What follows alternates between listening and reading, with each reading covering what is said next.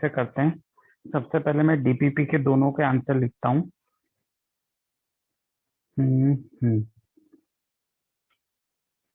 P face,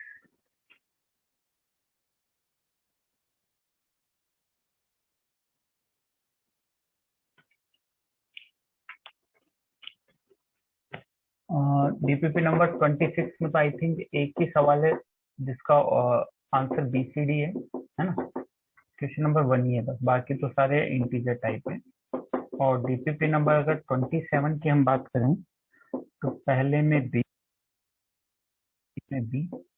fourth में B, 5 में BC, 6 में बीडी, 7th में एबीडी, 8th में बीसीडी, 9th में सीडी और 10th में बीसी। ये आपका आंसर है। सबसे पहले हम आते हैं डीपीपी नंबर 26 में। इसमें कुछ हो तो फटाफट बोलें। डीपीपी नंबर 26, हाँ डीपीपी नंबर 26 में कुछ हो तो फटाफट बोलें। डीपीपी नंबर 26, क्वेश्चन नंबर 7 क्या है? ये तो सीधा सा है ना बेटा, 7 को 5 लोगों में डिस्ट्रीब्यूट करना है, सबको कम से कम एक मिलना चाहिए। ग्रुपिंग थ्योरी से आसानी से हो जाएगा। 7 को 5 लोगों में डिस्ट्रीब्यूट करना है, क्वेश्चन नंबर 7 की बात कर रहा हूँ। तो 7 को 5 लोगों में डिस्ट्रीब्यूट करना है, सबको कम से कम एक मिलना चाहिए। आई थिंक ग्रुपिंग से आराम से डिस्ट्रीब्यूट हो जाएगा। फैक्टोरियल 7 अपॉन, अब सबको कम से कम एक, तो 4 को एक एक मिल जाए, एक को 3 मिल जाए। फैक्टोरियल 4, 5 लोगों में बांटना है, फैक्टोरियल 5। 7th क्वेश्चन की बात चल रही है यहाँ पे। या फिर 1 1 1 2 2 into factorial 3 factorial 2।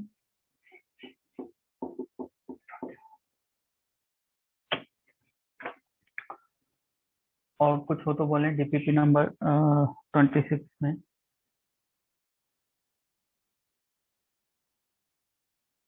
Twenty seven में बोले डीपीपी नंबर 27। डीपीपी नंबर 27 में कुछ हो तो बोले बेटा फटाफट।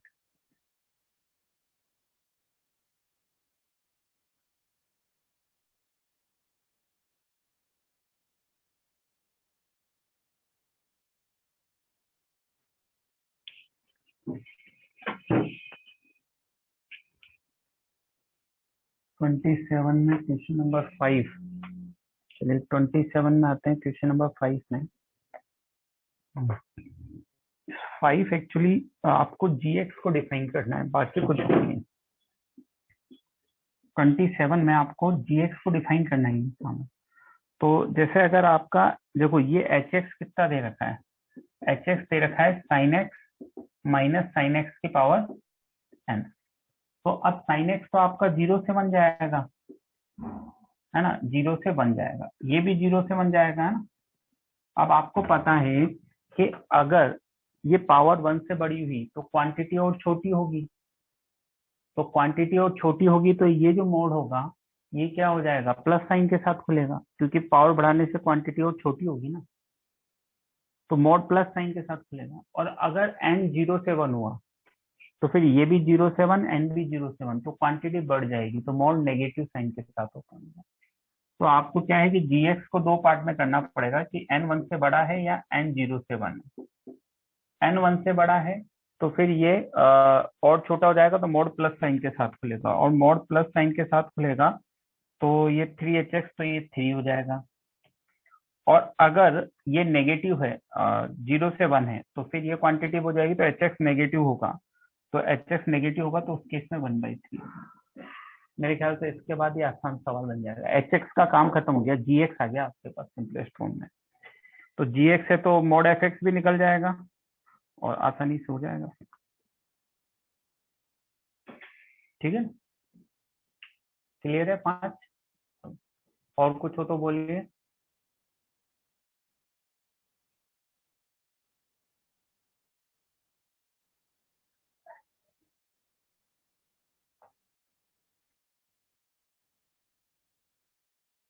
26 के, अरे तो बेटा पहले जब 26 के कह रहा था तब तुम बोल नहीं रहे थे, अब वापस 27 पे 26 पे जाओगे, ये गलत बात है। जब 26 के लिए मैं बोल रहा था तब तो आप नहीं बोले। अब ऐसे बार बार इधर उधर मत करो। जब 26 की कह रहे हैं तो 26 के डाउट पूछो। 26 में 8 का सेकेंड, हमें ऑड साइड लेंथ वाले चाहिए, है ना, ऑड साइड लेंथ वाले चाहिए। तो ऑड साइड लेंथ वाले में क्या है कि जैसे आपके पास ये बॉक्स है ना, ये बॉक्स है 1 2 3 4 5 6, हॉरिजॉन्टल लाइन कितनी है 8, पैरेलल वर्टिकल लाइन 1 2 3 4 5 6 7 8 और 9 हॉरिजॉन्टल लाइन है।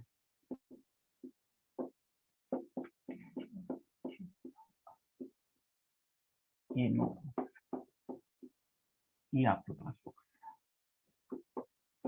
तो अब आपके पास क्या होगा कि अब आप लेंथ समझ लीजिए, लेंथ है ना, ये लेंथ और ये विड्थ समझ लीजिए, है ना। तो ऑड साइड लेंथ का मतलब क्या होगा कि आपने लेंथ 1 ले ली तो विड्थ आपकी 1 हो सकती है। अब लेंथ 1 ले ली तो 1 2 3 4 5 6 7 रहेंगे ये, है ना, 1 2 3 4 5 6 7 8 रहेंगे। तो लेंथ 1 हो सकती है, 3 हो सकती है, 5 हो सकती है, 7 हो सकती है।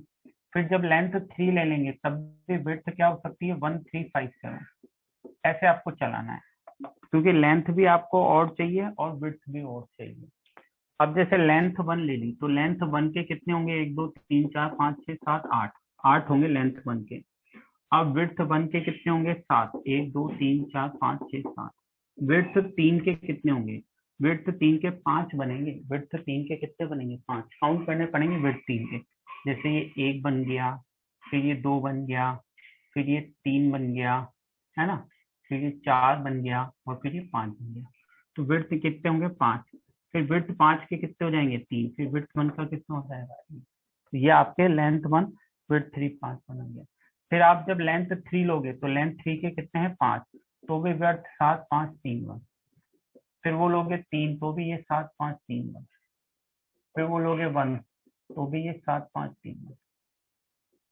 करेक्ट है, समझ में आएगी बात, यस तो नो बोल दें फटाफट आगे बढ़ जाएंगे। वैसे 9th में अपनी शीट में है एक्सरसाइज 1 में इस तरह के सब सवाल, एरिया ऑड हो, ये हो वो हो, कई सारे केस बना के अपन ने कर रखे हैं,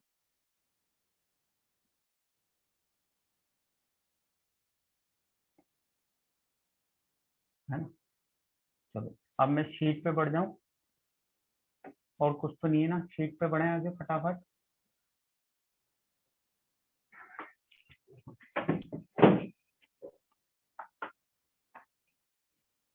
हाँ चलो शीट में आ जाओ, फिर एक्सरसाइज 1 में आते हैं। शीट में आइए, एक्सरसाइज 1 में आते हैं, है ना, डिफरेंशियल इक्वेशन की एक्सरसाइज 1 में आते हैं। चलो तो डिफरेंशियल इक्वेशन की एक्सरसाइज 1 में आते हैं। मैं 11th में किस बेस को पढ़ाता हूँ, मैं 11th में पढ़ाता हूँ बेटा J02 को, है ना, J02 को। चलो अब पहले मैं एक्सरसाइज 1 पार्ट फर्स्ट में आता हूँ, सेक्शन ए में। Exercise 1 part first section A, इसमें बोलो exercise 1 part first section A4 का सेकंड, A4 का सेकंड क्या है, A4 का second, find differential equation of all straight line at A distance unit from 2,0। अच्छा, अरे डिस्टेंस ऑफ यूनिट 2,0 है तो इसका मतलब क्या हो जाएगा, इसका मतलब ये हो जाएगा, देखो स्ट्रेट लाइन आप कोई सी भी ले लो, है ना, स्ट्रेट लाइन आप क्या ले लो, जिसकी ओरिजिन से distance, find equation of straight line having distance. वैसे जो जनरल स्ट्रेट लाइन होती है ना उसमें 2 आर्बिट्री कांस्टेंट होते हैं, ऐसे आप समझ सकते हैं ax plus by equal to 1। कितने आर्बिट्री कांस्टेंट है, 2 आर्बिट्री कांस्टेंट होते हैं। तो जैसे आप ऐसे समझ लीजिए, वैसे लाइन आप ऐसे लिखते हैं ax plus by plus c equal to 0, पर आप c से एक तरह से डिवाइड कर दें तो आप समझ सकते हैं 2 आर्बिट्री कांस्टेंट होते हैं। अब इसकी ओरिजिन 2,0 से डिस्टेंस कितनी दे दी 1, तो इसकी 2,0 से डिस्टेंस 1 दे दी, तो मतलब ए बी में एक रिलेशन आ जाएगा। वो रिलेशन यहाँ पे पुट करोगे तो एक ही अननोन बचेगा, तो फिर एसेंशियल एबिलिटी कांस्टेंट 1 हो जाएगा, तो ऑर्डर ऑफ डिफरेंशियल इक्वेशन भी 1 हो जाएगा। ये इसका मतलब है। ये हम बात कर रहे हैं सेक्शन A4 के सेकंड पार्ट की। यस और नो बोले जिसने पूछा था, ये इक्वेशन लो, 2,0 से डिस्टेंस 1 कर दोगे तो वो जो रिलेशन आएगा उसको यहाँ पे यूज कर लेना। तो ये जो एक्सपेंशन बनेगा इसमें एक ही रूट होगा, है ना, एक अननोन होगा तो एक ऑर्डर होगा। चलिए इसके बाद सेक्शन बी में आइए। सेक्शन बी में आओ बेटा। सेक्शन बी वैसे सारे बहुत सिंपल हैं। अगर आपको क्लास नोट्स और एनसीईआरटी आपने अच्छे से बनाई तो मेरे ख्याल से सारे बनेंगे बहुत आसानी से। सेक्शन बी में बोलूं, एक्सरसाइज 1 पार्ट फर्स्ट का सेक्शन बी बोल रहा हूँ मैं।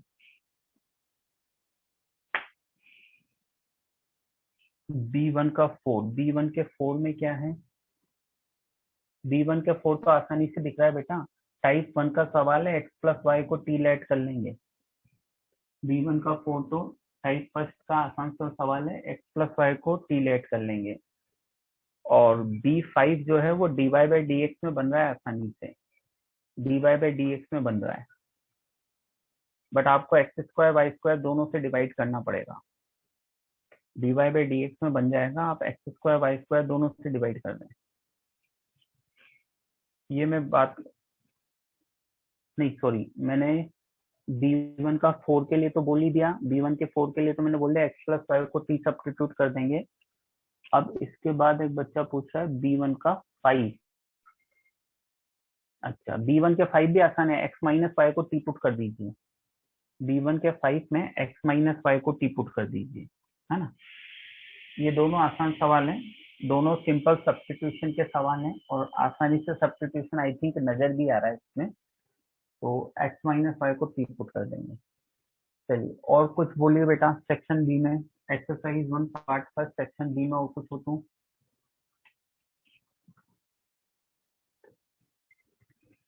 सेक्शन सी,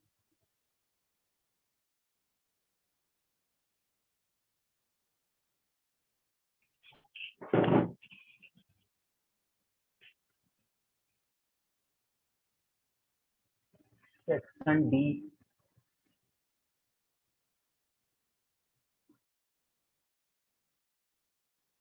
C2 का 2 एक डिमांड आई है। C2 का 2 क्या है? 2 divide by d x equals to कितना है? Y square minus x upon x y और वाई प्लस 1। ठीक है साहब। तो अब हम देखें कि इसमें क्या सेटिंग हमारी बैठ रही है ना। तो C2 का सेकंड अगर हम देखें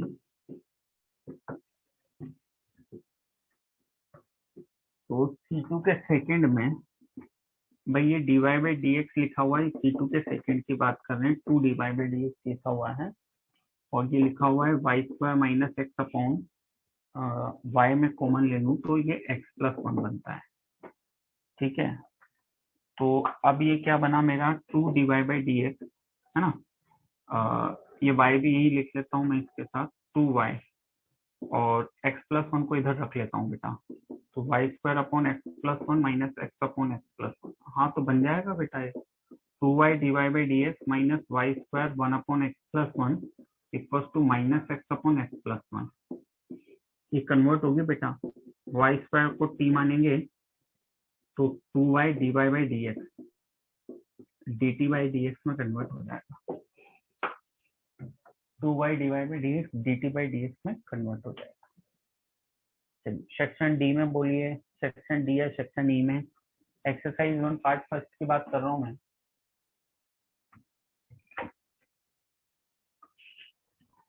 एक्सरसाइज 1 पार्ट फर्स्ट में और कुछ हो तो बोलिए बेटा, नहीं तो मैं पार्ट सेकंड पे बढ़ूंगा फिर। D2 का थर्ड, D2 का थर्ड क्या है भाई? D2 का थर्ड, अच्छा x dy minus Y D x, तो x dy minus Y D x है, तो एक्स स्क्वायर वाई स्क्वायर को तो नीचे लिया उसमें से, है ना भाई। एक्स स्क्वायर वाई स्क्वायर या किसको नीचे ला सकते हैं वो देखो, एक्स स्क्वायर वाई स्क्वायर या किसी को नीचे लिया है भाई। एक टर्म तो x D Y minus Y D x है, तो कहीं ना कहीं एग्जैक्ट से ये जमा रखा होगा। तो अगर हम D2 के थर्ड की बात करें तो x dy y dx है। तो आप देखो कि नीचे क्या इसको लाएं कि अपन इधर, क्योंकि इधर तो x dy और y dx। हाँ, तो अब टर्म का एडजस्टमेंट देखो क्या बन सकता है क्या नहीं बन सकता। सोचो जल्दी जल्दी क्या है क्या नहीं, क्योंकि टर्म का एडजस्टमेंट करके देखना पड़ेगा, क्योंकि जिस हिसाब से पावर वगैरह आ रही है तो उस हिसाब से तो ये बनता है x dy y dx। y by x होगा तो एक्स स्क्वायर हो जाएगा, एक्स स्क्वायर हो जाएगा। हम्म, तो x D Y minus Y D x, तो D of Y by X में तो उसमें चला जाएगा।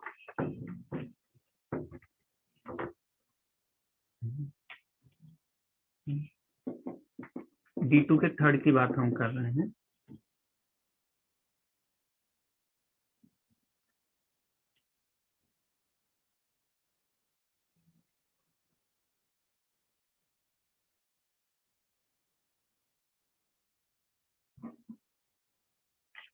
भाई ये 3y dx है, तो 3x² अगर हम अंदर ले लें तो ये बन जाएगा x³ हाँ, देखो x dy minus Y D x तो दी रखा है, ये x की पावर 10 दे रखा है और मुझे y4 दे रखा है।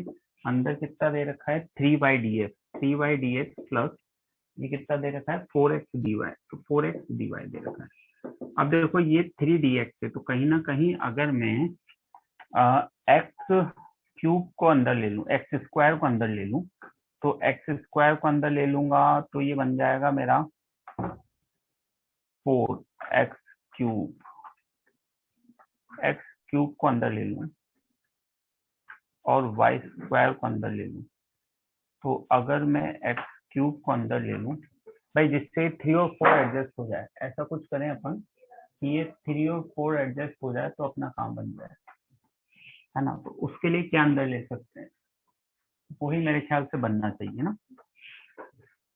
देखो क्या उसके अलावा कुछ बन रहा है कि यही बन रहा है जो मैं कह रहा हूँ।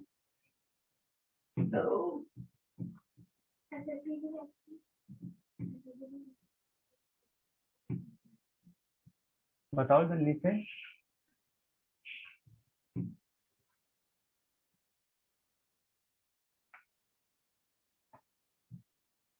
अंदर क्या टर्म लेके जाएं कि ये 3 और 4 का यूज हो जाए।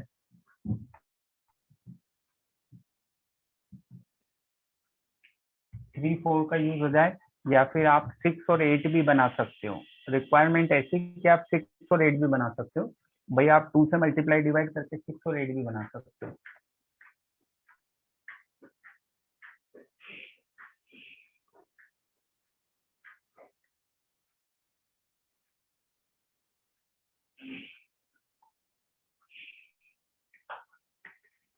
आप 6 और 8 भी बना सकते हो, या आपकी इच्छा है कि आप क्या बनाना चाहते हो, लेकिन सोचना पड़ेगा आपको, बिना सोचे काम नहीं चलेगा। इसलिए मैं जोर दे रहा हूँ कि आप इसको सोचें और बताएं कि भाई आपको इन 3 और 4 का इस्तेमाल करना है।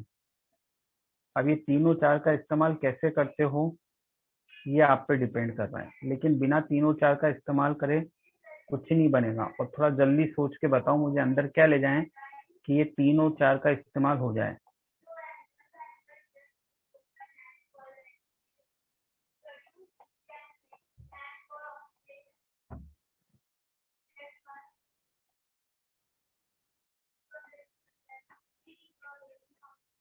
आप ही को बताना है।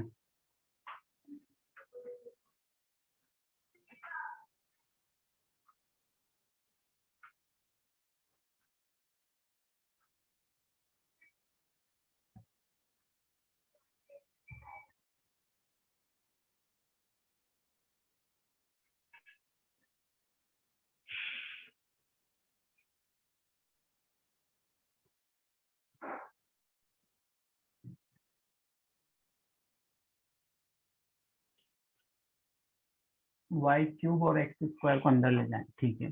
तो y³ को अंदर ले जाएं और x² को अंदर ले जाएं। तो y³ और x² को अंदर ले जाएं अपन, y³ और x² को अंदर ले जाएं, तो ये x की पावर 8 हो जाएगा और y हो जाएगा। तो हम x² और y³ को अंदर ले जा रहे हैं, तो y की पावर 4 x² dx हो गया और यहाँ पे 4 हो गया, हम एक्स स्क्वायर को अंदर लेके गए तो एक्स क्यूब हो गया, और वाई की पावर कितना हो जाएगा, 4 हो जाएगा, इंटू डी वाई हो जाएगा। ठीक है, हाँ तो बन जाएगा यहाँ वाली, ये टर्म एडजस्ट होगी बेटा। देखो अगर कहीं ना कहीं आप इसको कितना लिख सकते हो, डी ऑफ कितना लिख देंगे अपन, एक्स क्यूब वाई 4। देखो तो 3x² dx y4 as it is 4x³ 4x³ कहाँ एडजस्ट हुई यार,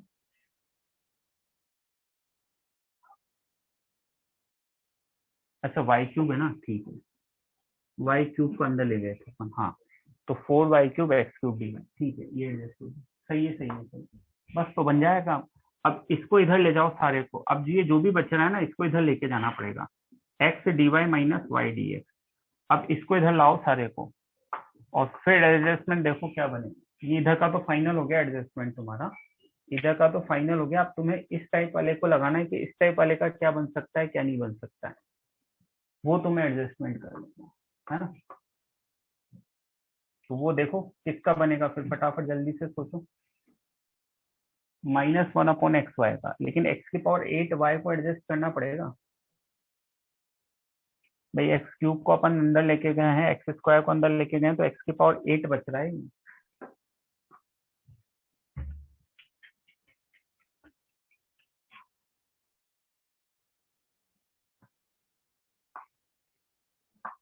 ये टर्म तो एडजस्ट होगी, इसको करना पड़ेगा।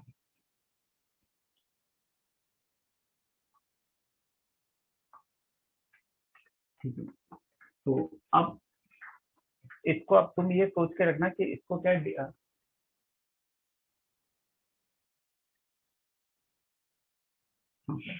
अब इसको लीनियर से करते नहीं कर सकते, वो एक ऑब्जर्व कर लेना, ठीक है। तो अब इसका एडजस्टमेंट और बना के देखना, अगर बन जाता है तो ठीक है, नहीं तो फिर नहीं कुछ करूंगा और क्या। इसके अलावा क्या है, अगला बोलो, इसके अलावा बोलो अगला।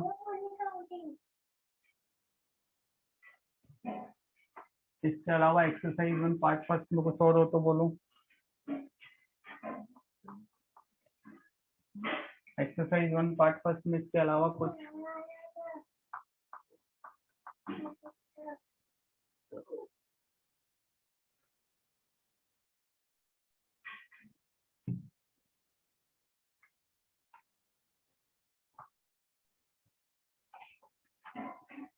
E2 का,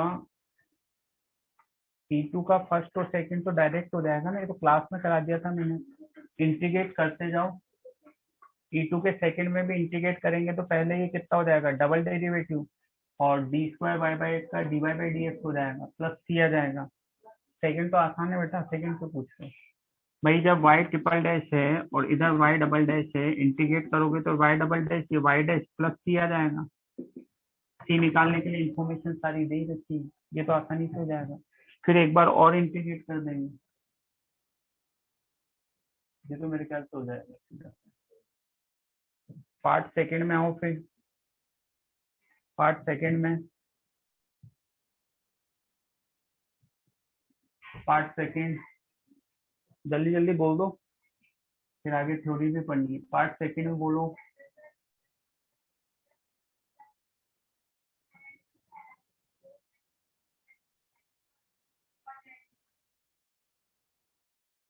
कांस्टेंट किसी भी साइड रखो बेटा, कोई फर्क नहीं पड़ता, कांस्टेंट अपने आप वैल्यू ले लेगा।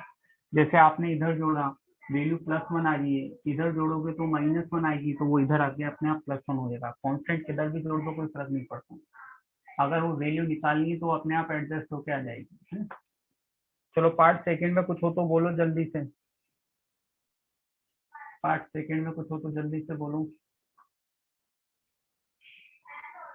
फटाफट बोलो।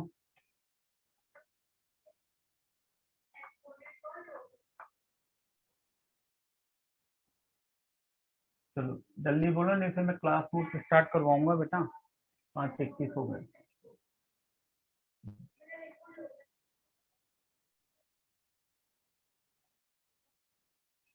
8:3 में 1 1 होगा ना, क्या पूछ रहा है बेटा 8:3 में।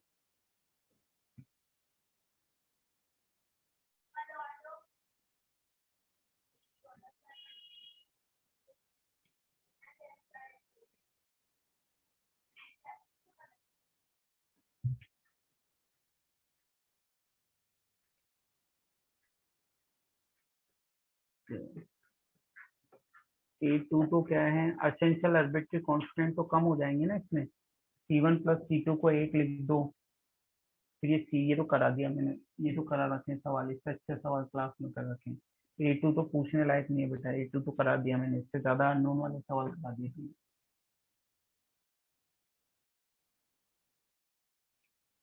चलो तो फिर मुझे लग नहीं रहा कि तुम लोग कुछ ज्यादा पूछने वाले हो। चलो तो फिर क्लास नोट्स पे आ जाओ, है ना, क्लास नोट्स निकालो, है ना। चलो आ जाओ, क्लास नोट्स पे आ जाओ फिर।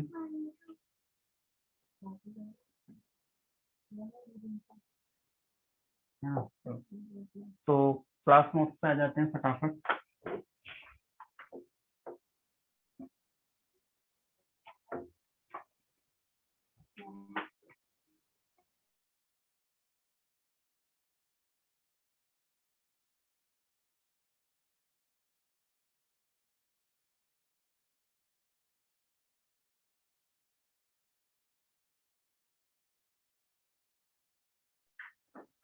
चलो अच्छा बताओ कहाँ तक पहुंच गए थे अपन। तो एक सवाल मैंने होमवर्क में दिया था, वो हो गया क्या, पॉइंट ऑफ ट्राइसेक्शन वाला, कि नहीं हुआ। एक ट्राइसेक्शन वाला सवाल होमवर्क का था, वो हुआ कि नहीं हुआ।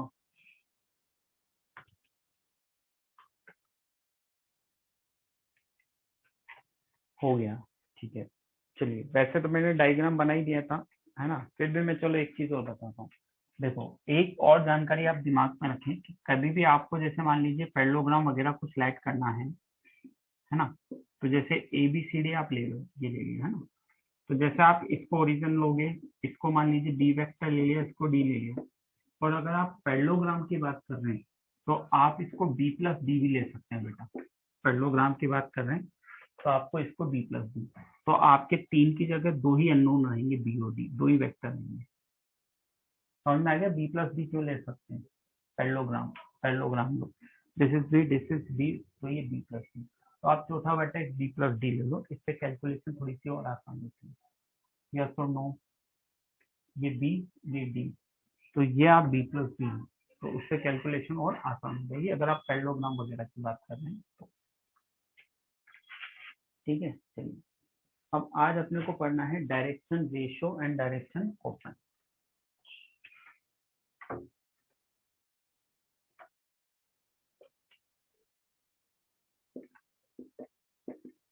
Direction cosine and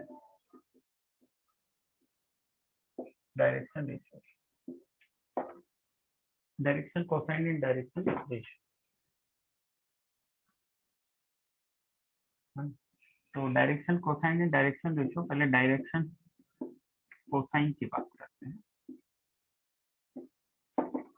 direction cosine की बात करते हैं। तो इसमें लिखें, डायरेक्शन कोसाइन में लिखें, direction cosine of a vector, direction cosine of a vector are the cosine of angle, direction cosine of a vector are the cosine of angle, are the cosine of angle made by vector, cosine of angle made by vector with positive direction of axis, with positive direction of axis. Direction cosine of a vector, direction cosine of a vector are the cosine of angle made by a vector with positive x, y and z axis, ऐसे भी लिख सकते हो, with positive x, y and z axis. Direction cosine of a vector are the cosine of angle made by the vector with positive x, y and z axis and denoted by L, M, N respectively, and denoted by L, M, N respectively. और इसको हम denote किससे करते हैं, L, M, N से denote करते हैं respectively। थोड़ा सा समझ लेते हैं इसको। जैसे मान लीजिए कि हम एक क्यूबॉइड बना के बात करते हैं, ये हमारा 3 डायमेंशन फिगर है, ये x है, ये y है और ये z है। कोई भी वेक्टर ले लें हम, ओपी वेक्टर, ये ओपी वेक्टर ले लिया, पी एक्स वाई जेड है, तो ये ओरिजिन है। तो अब ध्यान से समझिएगा इस बात को, तो इसका इससे जो एंगल है ओपी वेक्टर का, ये एंगल अल्फा है, वाई एक्सिस से एंगल मान लीजिए बीटा है, और जेड एक्सिस से एंगल गामा है। Positive x y z axis से एंगल अल्फा बीटा गामा है। तो अगर ये ओपी वेक्टर है, जो मैंने x i plus y j plus z के लिए कुछ भी ले सकते हैं आप वेक्टर, है ना, ये भी लेट कर सकते थे आप ए आई प्लस बी जे प्लस सी, ये भी लेट कर सकते थे, ये भी लेट कर सकते थे, कुछ भी लेट कर सकते हैं ना। तो एल जो होगा उसको हम बोलते हैं कॉस अल्फा, एम जो होगा वो होता है कॉस बीटा, और एन जो होगा वो होगा कॉस गामा। हमने लिखा ना, हमने क्या लिखा, vector direction cosine of a vector are the cosine of angle, cosine of angle made by the vector with positive x y and j success. तो positive x y z axis से angle alpha beta gamma बन रहे हैं, तो उनके cosine क्या होंगे, cos alpha cos beta cos gamma. अब हम एक छोटा सा फॉर्मूला यहाँ इनके लिए डेवलप करना चाह रहे हैं, एक छोटा सा फॉर्मूला यहाँ डेवलप करना चाह रहे हैं। तो समझो, अगर हम इसको 3 डायमेंशन में मिलाएंगे तो ये एंगल 90 डिग्री होगा, 3 डायमेंशन में मिलाएंगे तो ये एंगल 90 डिग्री होगा। ये डिस्टेंस आपको x पता है, और ये डिस्टेंस आपको x square plus y square plus z square पता है। ये डिस्टेंस आपको x square plus y square plus z square पता है। कौन सी डिस्टेंस, ओपी। अब समझिए कि इस ट्राइंगल में, किसमें, ओपीएक्स, इस ट्राइंगल की बात कर रहा हूं मैं, ओपीएक्स। तो इस ओपीएक्स में अगर मैं आपसे कहूँ अल्फा की बात, तो ये अल्फा ये 90, तो ये बेस हो जाएगा ओ एक्स, और ओपी आपका क्या हो जाएगा, हाइपोटेनियस। तो ओपी अपॉन हाइपोटेनियस मतलब ये हो जाएगा x under root x square plus y square plus z square, ये आपके पास कॉस अल्फा हो जाएगा। अगर आप कॉस बीटा निकालेंगे तो वो हो जाएगा O y upon OP, this is y और दिस इज ओ जेड, है ना। तो ये हो जाएगा y upon under root x square plus y square plus z square, और ये हो जाएगा आपके पास ओ जेड अपॉन ओपी। तो एक्स या एबीसी भी लिख सकते हो, कोई दिक्कत नहीं, मैं इनको एबीसी ले लूंगा। तो मैं ये ओ ए लिख देता हूँ, इसको ओ बी लिख देता हूँ, इसको एक्स वाई जेड, उससे कोई फर्क नहीं पड़ेगा। तो ये हो जाएगा z upon under root x square plus y square plus. और एक रिलेशन जो हम इसमें आसानी से देख सकते हैं कि तीनों डायरेक्शन कोसाइन के स्क्वायर का सम हमेशा कितना होता है, तीनों डायरेक्शन कोसाइन के स्क्वायर का सम हमेशा कितना होता है। अगर तीनों को स्क्वायर करके ऐड करें तो यहाँ से हमारे पास कितना आ जाएगा, इसको लिखिए फिर थोड़ा आगे लिखिए।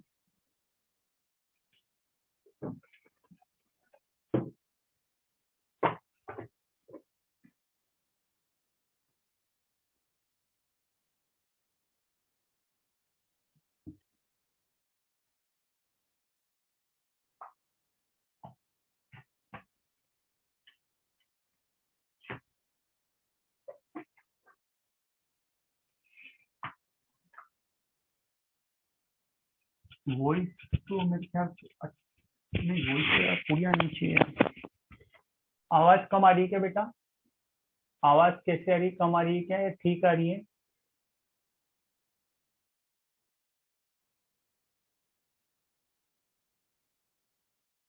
कम आ रही है थोड़ी, अच्छा देखते हैं, कुछ चेक करते हैं। वैसे इसके हिसाब से तो पूरी बता रहा है।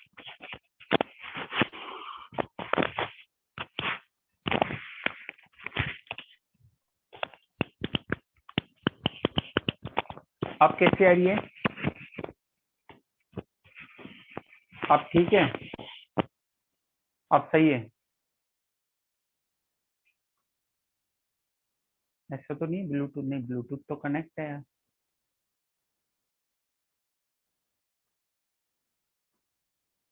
ठीक है वैसे, अब ये लिख लिया हो तो डन बोलें।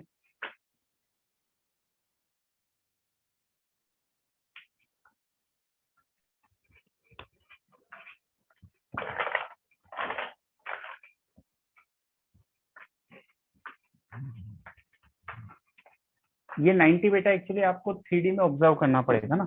अगर आप इस एंगल को 90 देखना चाहते हैं तो आपको अपने घर के कमरे को, जिस कमरे में आप बैठे हो उसको ऑब्जर्व करें, है ना। तो अब जिस कमरे में आप बैठे होंगे, तो उस कमरे को अगर आप ऑब्जर्व करोगे तो उस कमरे में एक, आप जहां बैठे हो उसके पीछे की तरफ वाला कॉर्नर और आपके फ्रंट का अपोजिट कॉर्नर, तो वो आपका ओपी बनेगा। आप जिसमें बैठे हो तो उस कमरे में पीछे की तरफ लेफ्ट हैंड वाला कॉर्नर नीचे और सामने की तरफ राइट हैंड वाला कॉर्नर ऊपर, ये आपका डायगोनल ओपी बनेगा। तो अगर ये डायगोनल ओपी बनेगा, डायगोनल ओपी बता रहा हूँ मैं आपको, अगर 3D में, क्योंकि यहाँ तो आपको 3D दिखेगा नहीं, तो आप अपने कमरे को ऑब्जर्व करें कि आप एक कमरे में बैठे हैं, वो एक क्यूबॉइड है और उसमें जहां आप बैठे हो, हाँ, वो body diagonal he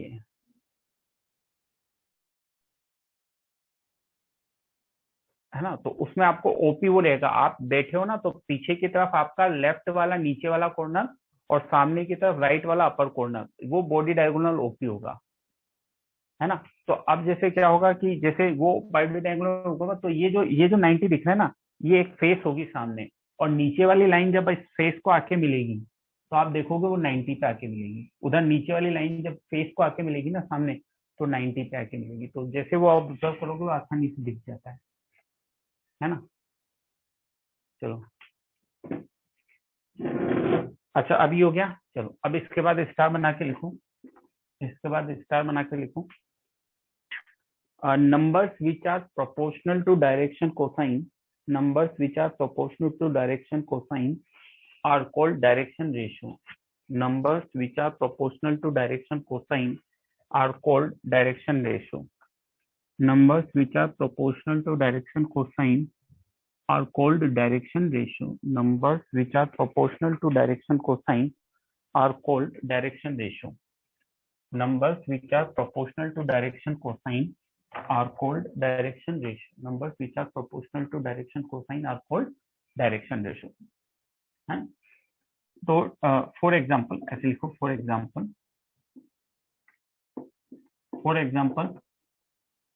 direction ratio are x comma y comma z, direction ratio are x comma y comma z. हम ये कह रहे हैं कि numbers which are proportional to direction cosine are called direction ratio. तो अगर आप यहाँ पे इसको देखें तो मैं कहीं ना कहीं कह सकता हूँ कि L किसके प्रोपोर्शनल है, X के, M किसके प्रोपोर्शनल है, Y के, N किसके प्रोपोर्शनल है, Z के। भाई ये जो 1/√x² plus y² plus z² है, इसको मैं एक टाइम के लिए प्रोपोर्शनल कांस्टेंट समझ लूँ तो कोई दिक्कत थोड़ी ना है। भाई इस लाइन को मैं ऐसे भी तो लिख सकता हूँ, L is proportional to X, M is proportional to Y और N is proportional to Z। Yes और नो? अरे भाई के आ गया तीनों में, एल बराबर एम के, एन बराबर एन बाय और एन बराबर के जेड, बस तो वो के ये हो जाएगा। तो आप अगर आसान शब्दों में समझना चाहें तो ये जो वेक्टर लिखा हुआ है या ये जो वेक्टर लिखा हुआ है, इसके जो एक्स वाई जेड है वो आपके डायरेक्शन रेशियो बन जाते हैं। जो एक्स वाई जेड है वो डायरेक्शन रेशियो बन जाएंगे, है ना। बस 1/OP आपका प्रोपोर्शनल कांस्टेंट हो जाएगा। तो आसान शब्दों में समझा जाए तो डायरेक्शन रेशियो कहीं ना कहीं आपका क्या बन जाएगा, एक्स वाई जेड बन जाएगा।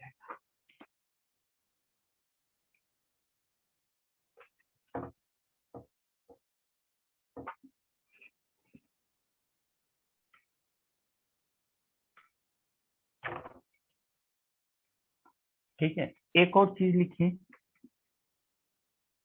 Direction ratio of line joining two points, direction ratio of line joining two points, direction ratio of line joining two points, direction ratio of line joining two points A x1 y1 z1 and B x2 y2 z2, direction ratio of two points, direction ratio of line joining 2 points, direction ratio of line joining 2 points A x1 y1 x1 y1 z1 and B x2 y2 z2 are, आप ऐसे भी लिख सकते हैं x2 minus x1, b equals to y2 minus y1 और c equals to z2 minus z1। या तो आप ऐसे लिख दें या ऐसे भी लिख सकते हैं, a equals to x1 minus x2, b equals to y1 minus y2 और c equals to z1 minus, है ना। वेक्टर ऐसे ही तो बनता है भाई, x1 ये जैसे ये 3D में लिखा हुआ है, मैं इससे कहता है वेक्टर बनाओ,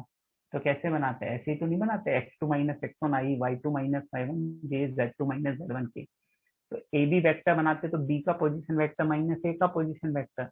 लेकिन जब लाइन की बात करेंगे तो A B B A, direction तो होगी नहीं, लाइन तो दोनों तरफ से हो सकती है, ऐसे भी लिख सकते हैं, ऐसे भी लिख सकते हैं। ये वही तो चीज बन गई, x2 minus x1 y2 minus y1 z2 minus z। Yes और नो बोले इस पे तुरंत फटाफट, फिर सवाल करेंगे आगे।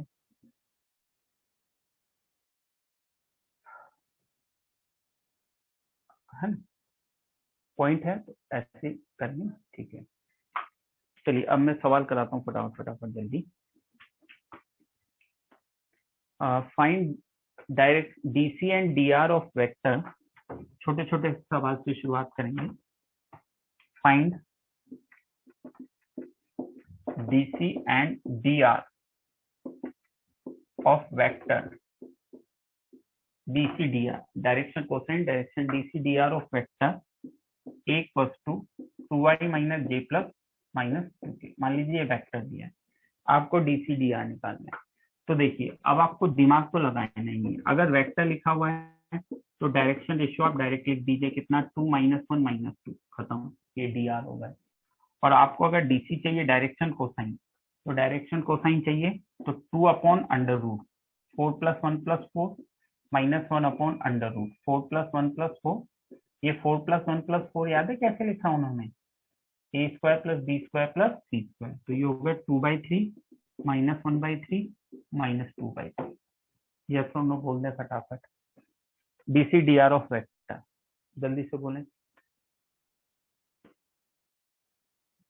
छोटा सा सवाल फटाफट। तो वेक्टर दिया हुआ है तो डीसी आपको डायरेक्ट पता लग जाएगा, और डायरेक्शन रेशियो है ना, और नीचे चाहिए तो ई स्क्वायर। मान लीजिए मैं ये पूछ लेता, find DC and DR of line joining, find DC and DAR of line joining A 1 2 3 and B। B आ गया तुम्हारे पास बेटा, -4 1 और 4 मान लीजिए। Find DC D R of line joining. अब यहाँ ध्यान दो, जब हम लाइन की बात करेंगे तो हमारे पास दो सेट बनते हैं ना, डीसी डायरेक्शन कोसाइन के, जबकि हम वेक्टर की बात करते हैं तो एक ही सेट बनता है। वेक्टर का एक ही सेट क्यों बनता है, क्योंकि वेक्टर की अपनी डायरेक्शन फिक्स होती है। लेकिन जब हम लाइन की बात करेंगे तो दो सेट बनाने पड़ेंगे, क्योंकि उसमें डायरेक्शन का कुछ भी फिक्स विक्स नहीं होता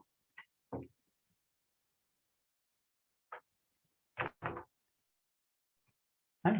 तो कैसे बात करेंगे कि आपको डी आर चाहिए इसमें, तो 1 माइनस 1 5, 2 माइनस 1 1 और 3 माइनस 4 माइनस 1, ये डी आर होगा।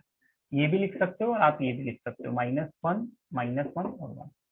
और डायरेक्शन कोसाइन की बात करें तो फिर हमारे पास कितना हो जाएगा, 5/27 1/√27 -1/√27, या तो फिर -5/√27 -1/√27 और 1/√27। हाँ ठीक है, ये क्लियर है, यस और नो बोले। ये उसी से निकालना बेटा, x2 minus x1, 1 minus 4 5, 2 minus 1 1, 3 minus 4 3। लिखने की जरूरत तो नहीं है ना वो।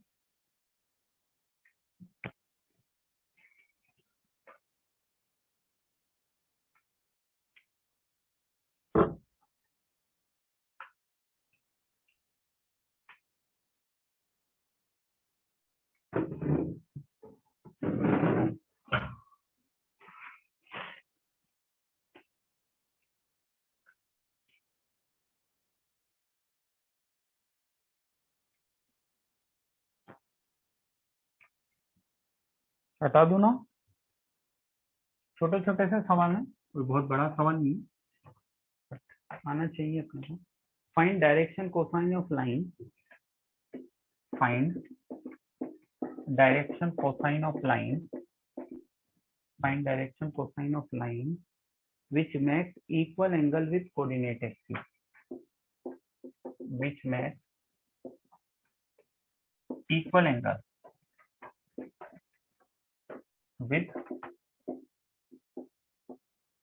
coordinate axis which makes equal angle with coordinate axis. Find direction cosine of line which makes equal angle with coordinate axis. Find direction cosine of line which makes equal angle with coordinate axis. Axis से angle equal बनाए बेटा, मतलब आपको ऐसा दे दिया alpha बराबर beta बराबर gamma दिया विच max equal angle with coordinate axis.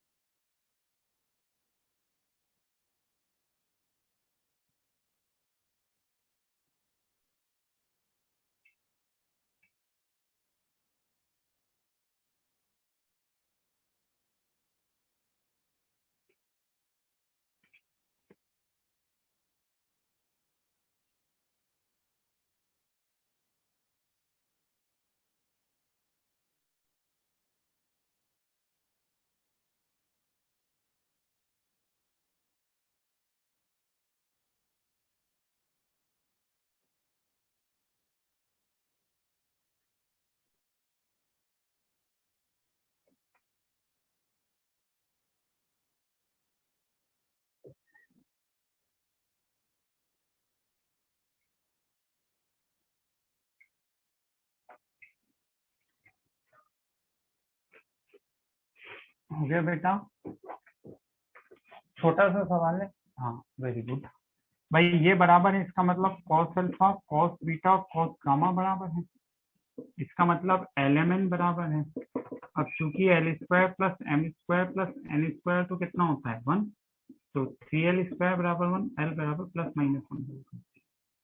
तो डायरेक्शन कोसाइन आपका क्या हो जाएगा, या तो आप प्लस वाला सेट ले लें एक पूरा, या तो फिर आप माइनस वाला. करेक्ट है, यस और नो बोल दे फटाफट. करेक्ट है, यस और नो बोलने जल्दी से. ये आपका था बेटा third question.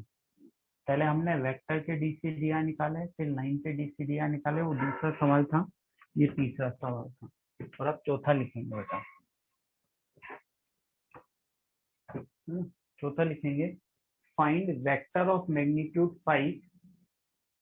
Find vector of magnitude 5. Find vector of magnitude 5. Find vector of magnitude 5 which makes angle, which makes angle 60 degree and 45 degree, 60 degree and 45 degree with positive x and y axis, with positive x and y axis, with positive x and y. एक चीज आप याद रखें कि जैसे अपन ने पहले भी किया कि 5 मैग्नीट्यूड का वेक्टर चाहिए, तो हमें सबसे पहले कहीं ना कहीं एक यूनिट वेक्टर निकालना पड़ेगा. और एक बात अपने दिमाग में हमेशा रखें कि ये जो वेक्टर होता है l i plus m j plus n k, ये कहीं ना कहीं बेटा यूनिट वेक्टर होता है. L i plus m j plus n k वाला जो वेक्टर होता है, ये कहीं ना कहीं क्या होता है, एक यूनिट वेक्टर होता है. कारण समझ में आता है ये यूनिट वेक्टर क्यों होगा. L i plus m j plus n k unit vector क्या होगा, समझ में आता है. मैग्नीट्यूड 1 हो गया ना. L square plus n square plus n square कितना होगा 1, और l square plus n square plus n square 1 होगा, तो मैग्नीट्यूड कितना होगा 1. चलिए करिए, अब आप करिए, है ना. राहुल बेटा, अब अगर तुम्हें लो वॉइस आ रही है बहुत ज्यादा, तो ये मेरे ख्याल से तुम्हारा खुद का इंटरनल फॉल्ट है. मैं पूछ चुका हूँ क्लास में, इतनी कम भी वॉइस नहीं आ रही है जैसा बाकी लोग बता रहे हैं, है ना. अब तुम कब से लिखते जा रहे हो वॉइस, वो वॉइस लो आ रही है, तो एक बार तुम खुद से डिस्कनेक्ट होकर दोबारा आओ, है ना. इतनी कम नहीं है. हो सकता है आज रोज की तुलना में थोड़ी कम हो,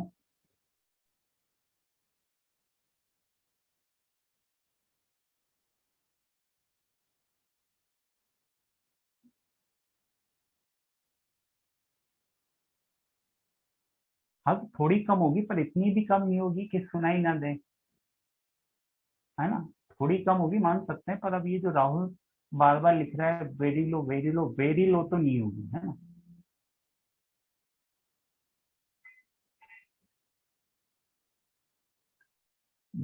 अब कुछ बच्चे तो लिख रहे हैं कि भाई उसका कंप्यूटर की वो इससे नहीं होगी, कुछ नहीं होगी। एक बच्चे ने ये भी लिख दिया कि सर आप आज एनर्जेटिक कम लग रहे हो।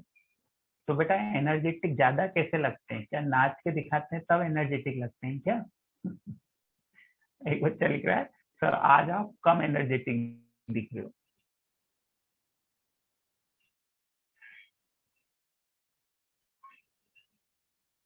तो एनर्जेटिक ज्यादा कैसे दिखेंगे?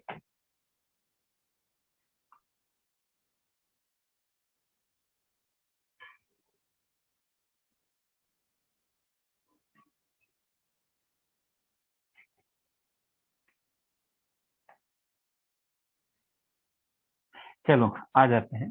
तो अब देखो कहीं ना कहीं उसने क्या दे दिया है अपने को, अल्फा 60 डिग्री दे दिया। तो एल आ जाएगा कॉस 60 1/2। बीटा उसने 45 दे दिया, तो एम आ जाएगा कॉस बीटा कॉस 45 1/√2। अब चूंकि l square plus m square plus n square कितना होता है 1, तो l square plus m square plus n square 1 है। तो आपका 1/4 1/2 और एन स्क्वायर बराबर 1 हो गया। एन स्क्वायर 1/4 हो गया, तो एन प्लस माइनस 1/2 हो गया। तो यूनिट वेक्टर अगर आप लिखना चाहेंगे तो यूनिट वेक्टर आपका हो जाएगा बेटा I/2 minus J/√2 plus minus K/2, है ना। और वेक्टर ऑफ मैग्नीट्यूड 5 आपको चाहिए, है ना। वेक्टर ऑफ मैग्नीट्यूड 5 अगर आपको चाहिए तो vector of magnitude 5 equals to कितना हो जाएगा 5 into I/2 minus J/√2 plus minus K/2। Yes और नो बोलना जल्दी से। छोटे छोटे से सवाल हैं, एक आधी सवाल इसमें बड़ा बनता है, बाकी कोई बहुत ज्यादा बड़ा सवाल नहीं बनता है।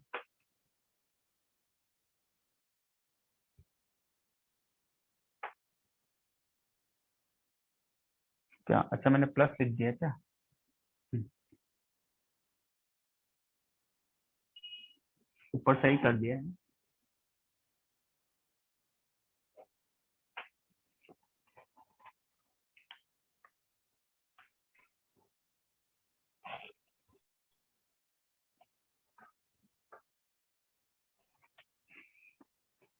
हो गया हो तो डन बोले बेटा, जल्दी से आगे बढ़ जाएंगे।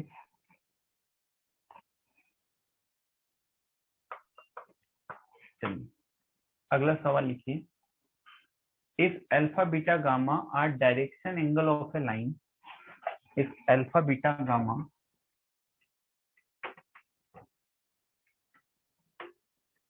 If alpha beta gamma, if alpha beta gamma are direction angle of a line, if alpha beta gamma are direction angle of a line, then find value of,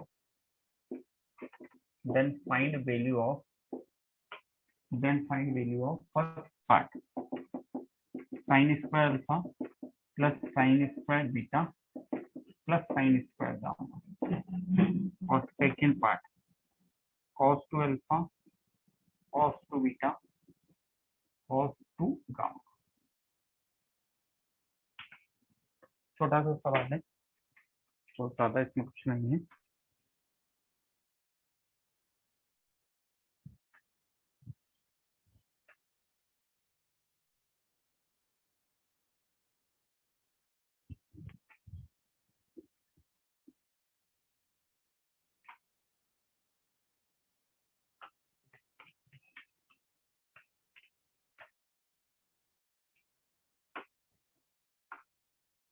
हाँ बहुत सीधा सा सवाल है, बहुत सीधा सा सवाल है।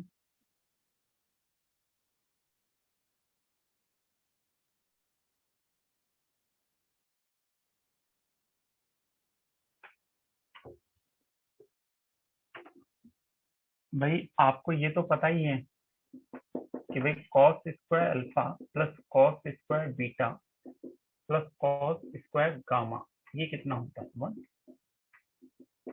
तो इसको 1 minus sine square alpha plus 1 minus sine square beta plus 1 minus sine square gamma लिखते हैं तो ये भी 1 होगा। तो इसकी वैल्यू कितनी हो जाएगी 2। ये फर्स्ट का आंसर आ गया। अब आप इसको चाहते हैं तो चाहे तो इससे लाएं या चाहे तो इससे भी ला सकते हैं। इसको आप 1 minus cos two alpha upon 2 लिख दीजिए, इसको 1 minus cos two beta upon 2 लिख दीजिए, इसको 1 minus cos two gamma upon 2 लिख दीजिए इक्वल टू 2। तो ये हो गया बेटा 4 3 माइनस 1। करेक्ट है। इसकी वैल्यू कितनी आ जाएगी माइनस। ये दोनों आंसर आ गए। अब हो गया हो तो डन बोलिए, एक अच्छा सवाल लिखेंगे। एक अच्छे क्वेश्चन पे आते हैं।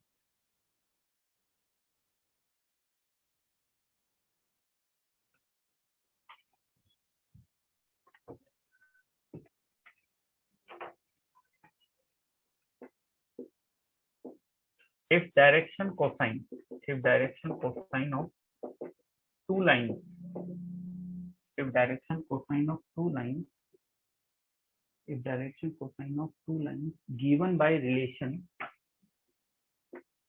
given by relation given by relation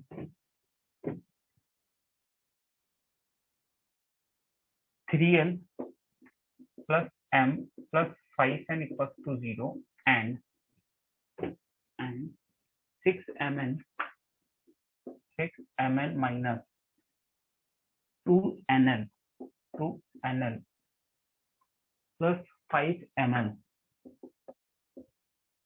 equals to 0 if direction cosine of two lines given by the relation this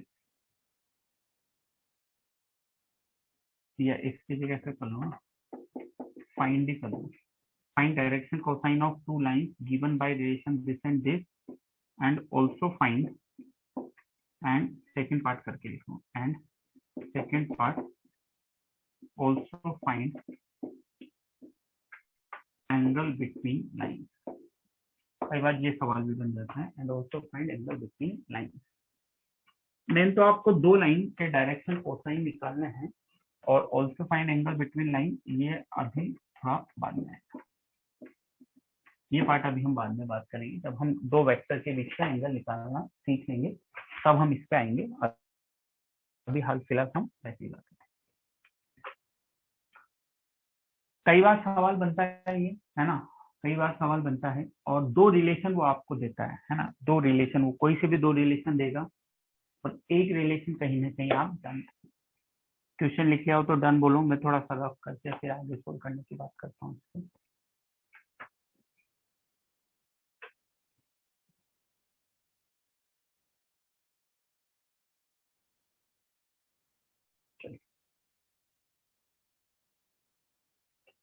तो अब ये दो रिलेशन दिए हुए हैं मुझे, है ना, ये दो रिलेशन मुझे दिए हुए हैं।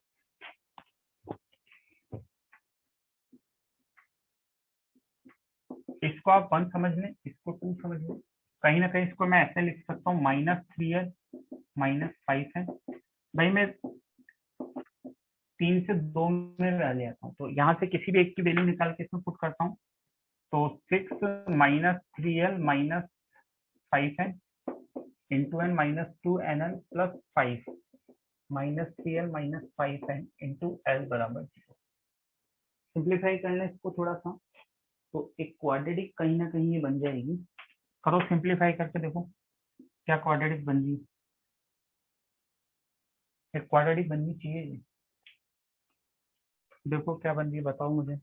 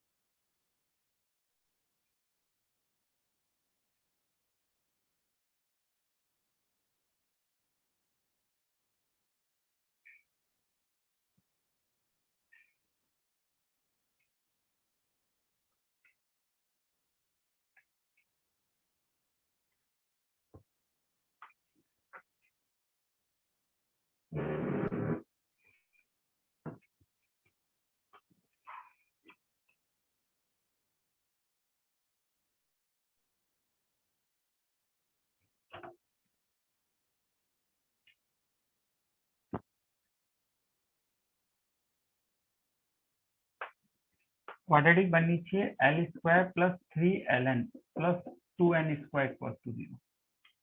देखो बन रही है क्या ये?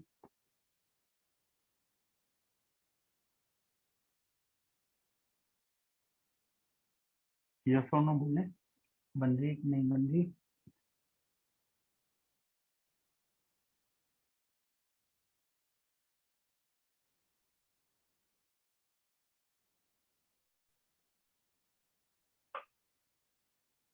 बन रही है, ठीक। नहीं बन रही तो कैलकुलेशन चेक करो बेटा, कॉमन लेके बन जाएगी। नहीं बन रही है तो कॉमन लेके देखो, कुछ से बनेगी, है ना। इसके फैक्टर करोगे तो ये कुछ इस तरह के फैक्टर आ जाएंगे, L plus 2n equal to 0। इसका मतलब दो ऑप्शन होंगे, एल प्लस एन 0 हो सकता है, एल प्लस 2n 0। अब ये एल बराबर माइनस एन हो गया, समझना इसको। इक्वेशन 1 से आप बात करेंगे तो m बराबर एल की जगह भी मैं माइनस एन डाल दूं, तो m बराबर आपका कितना हो गया बेटा, -2n हो गया। और चूंकि l square plus m square plus n square कितना होता है 1। इधर सोल्व कर देता हूँ थोड़ा सा। तो l square plus m square मतलब n square plus 4n square plus n square 1 हो जाएगा। तो एन की वैल्यू आ गई आपके पास +-1/√6। तो देखो डायरेक्शन कोसाइन जो होंगे, मैं एक लाइन के लिखता हूँ L1 M1 और N1 के। ये डायरेक्शन कोसाइन आप चाहें तो ऐसे भी लिख सकते हैं, -n -2n और n, L1 M1 और N1। या आपका आंसर ऐसे भी हो सकता है -1/√6 -2/√6 और 1/√6। या आप ऐसे भी आंसर दे सकते थे 1/√6 2/√6 और -। डायरेक्शन कोसाइन की बात करें, पहली वाली लाइन के डायरेक्शन कोसाइन ये आ जाए।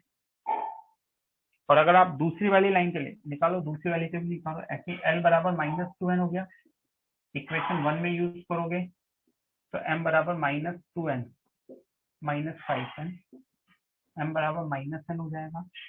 वही यूज करो lmn का, तो आपके पास तीन चीजें आ जाएगी, L2 M2 और N2 आ जाएगा। तो हो जाएगा -2n -n और n। फिर वही n की वैल्यू डाल देना, इससे निकालोगे ना एल स्क्वायर एम स्क्वायर और एन। तो एक लाइन के डायरेक्शन कोसाइन यहाँ आ जाएंगे और एक लाइन के डायरेक्शन कोसाइन वहां आ जाएंगे।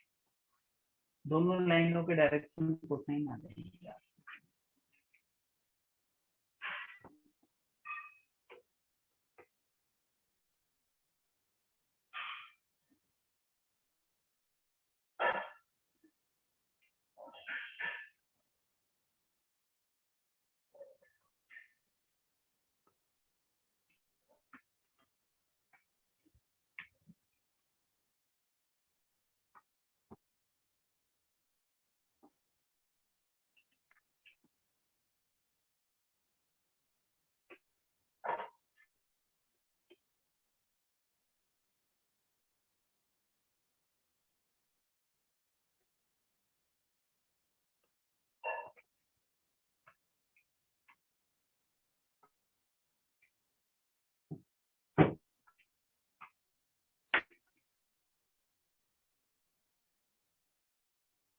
कहाँ पे मेरा गलत है बेटा? अच्छा यहाँ प्लस एन है ना, 6 + n हो जाएगा। कर दिया मैंने, सही कर दिया।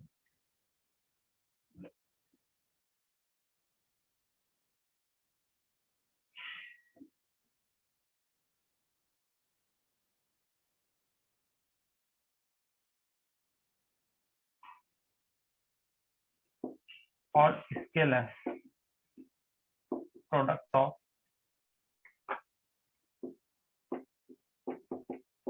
टू वेक्टर, डॉट और scalar product of two vector. Definition आप लिखते हैं, बाद में कल करेंगे डेफिनेशन। डॉट और scalar product of two vector, वैसे तो थोड़ा बहुत फिजिक्स में भी सिखा दिया होगा तुम्हें, क्योंकि फिजिक्स में बिना इसके काम नहीं चलता है ना।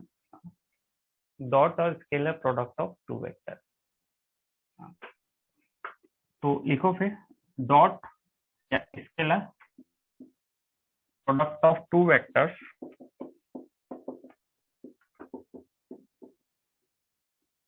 And B is denoted by a dot b। ये डॉट आता ना a डॉट b, इसीलिए इसको डॉट भी बोलते हैं। Denoted by a dot b and define as, define कैसे करते हैं, a डॉट b बराबर होता है mod A angle between a and b। मैं ऐसे लैंग्वेज लिखूं, मैं रिप्रेजेंटेशन करूं, पॉजिटिव है, a डॉट b पॉजिटिव है, एक्यूट एंगल है, और राइट एंगल है a dot B zero, right angle है तो थीटा 90 cos 90 जीरो, तो a डॉट बी जीरो। ये हमें ज्यादा याद रखनी, ये एक तरह से हो गया अपने पास कंडीशन फॉर परपेंडिकुलर वेक्टर। लिख लो इसके साथ, कंडीशन फॉर परपेंडिकुलर वेक्टर। ये कहीं ना कहीं अपने पास परपेंडिकुलर वेक्टर के लिए क्या गई condition, condition for perpendicular vector, condition for perpendicular vector, condition for perpendicular vector.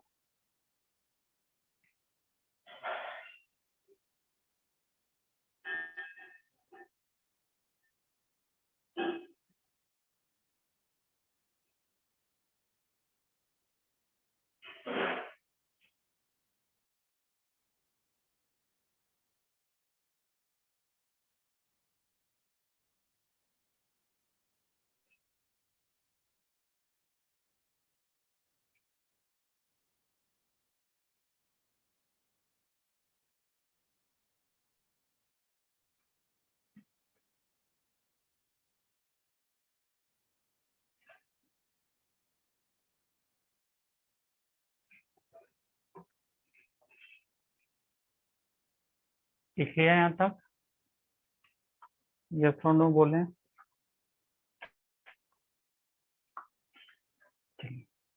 अब इसके आगे का करेंगे अगली क्लास में। अब मुझे बताइए कल होमवर्क में क्या करके लाएंगे। कल होमवर्क में अपन डिस्कस करेंगे बेटा 3, एक्सरसाइज 1 पार्ट थर्ड और 2 part first, exercise 1 part third और 2 पार्ट फर्स्ट। क्योंकि क्या है कि मैं कल आपको, क्योंकि फिर कल मैं आपको थोड़ा सा एनसीईआरटी भी दूंगा वेक्टर 3D वाली। तो कल क्या है कि फिर मैं आपको एनसीईआरटी भी दूंगा वेक्टर 3D वाली, है ना, तो कल लेंगे वो। तो आज तो आपके पास यही है 1 पार्ट थर्ड और 2 पार्ट फर्स्ट, 1 पार्ट थर्ड और 2 पार्ट फर्स्ट। होमवर्क सबको क्लियर है, 1 part third and 2 part first, 1 part third और 2 पार्ट फर्स्ट।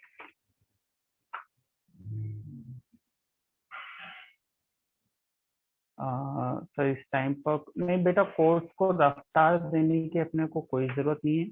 अपना कोर्स बहुत अच्छे से चल रहा है, और मेरे ख्याल से तो अपना कोर्स काफी अच्छे से चल रहा है भाई। जो अपने से पहले सी पे शुरू हुआ था, अपने से पहले जो शुरू हुआ था, मेरे ख्याल से अपन उनके बराबर ही है, उनसे एक आध लेक्चर आगे ही होंगे, कम तो है नहीं, है ना। तो जो अपने से पहले पी फेज शुरू हुआ था, अपन उनसे बराबर आगे हैं। और तुम चाहो तो क्रॉस चेक भी करके देख सकते हो, अपन ज्यादा ही पढ़ रहे हैं, कम तो नहीं पढ़ रहे हैं उनसे, है ना, जहां तक मेरा मानना है ना, कि अपना जो अपन थ्योरी पढ़ रहे हैं वो कम तो होगी नहीं, है ना, है ना। तो थ्योरी अपन कम पढ़ नहीं रहे हैं, है ना, ठीक है। तो कम अपना है नहीं, आप चेक कर सकते हो, पढ़ाया मैंने ज्यादा ही है, कम तो नहीं पढ़ाया होगा, है ना। अब और रही बात एनसीईआरटी, अपन अच्छे से करते जा रहे हैं, है ना, एनसीईआरटी अपन अच्छे से करते जा रहे हैं। और एनसीईआरटी में मैं वेक्टर थ्री की एनसीईआरटी होगी, उसके बाद बस एलपीपी है जो मैं एक दिन पढ़ा दूंगा आपको, है ना। तो आपका 12th का सारा सिलेबस हो गया। कॉम्प्लेक्स नंबर 12th के सिलेबस में ही नहीं, कॉम्प्लेक्स तो शायद 11th के सिलेबस में है मेरे ख्याल से, कॉम्प्लेक्स शायद 12th के सिलेबस में नहीं है, ना। हाँ, तो 11th के सिलेबस में है ना। तो 11th के सिलेबस में है कॉम्प्लेक्स, तो मेरे ख्याल से आप लोगों के लिए बहुत ज्यादा कुछ है नहीं, है ना। इस हफ्ते अपन सैटरडे वाली क्लास तो नहीं लेंगे, सैटरडे वाली क्लास तो कंफर्म है मैं नहीं लूंगा, है ना, क्योंकि सैटरडे वाली क्लास क्या है कि मैं ऑफलाइन वालों की भी नहीं लूंगा, तो तुम्हारी भी नहीं लूंगा, है ना, क्योंकि फिर सैटरडे को क्या है, दिवाली वाली के चक्कर में बहुत सारे बच्चे जल्दी चले जाएंगे ना, है ना, तो सैटरडे को तो नहीं लेंगे। एनसीईआरटी का होमवर्क कल दूंगा बेटा, है ना, एनसीईआरटी का होमवर्क कल देंगे, ठीक है। चलो ठीक है, अब मैं क्लोज करता हूँ मीटिंग, है ना, चलो ठीक, मिलते हैं फिर कल मिलते हैं, है ना। होमवर्क में मैंने बता ही दिया। कॉम्प्लेक्स नंबर के लिए मैं ये बोल रहा था कि कॉम्प्लेक्स नंबर 12th के सिलेबस में नहीं है, बोर्ड के सिलेबस में नहीं है, मेन से एडवांस में तो है, 12th के बोर्ड के सिलेबस में कॉम्प्लेक्स नंबर नहीं है। कॉम्प्लेक्स नंबर कहीं ना कहीं जो थोड़ा सा पार्ट है वो 11th में दिया हुआ है, 12th में कॉम्प्लेक्स नंबर नहीं है। हालांकि अपने को तो काफी लंबा चौड़ा कॉम्प्लेक्स नंबर पढ़ना है मेन से एडवांस के हिसाब से, पर एनसीईआरटी के हिसाब से कॉम्प्लेक्स नंबर 11th में है ना। तो आपका जो जो दिसंबर में शायद जो एग्जाम आ रहा है उसके पहले तो आपकी एनसीईआरटी अच्छे से हो ही जाएगी शायद, है ना। चलो ठीक है, अब मैं मीटिंग क्लोज करता हूँ, कल मिलते हैं, ओके बाय।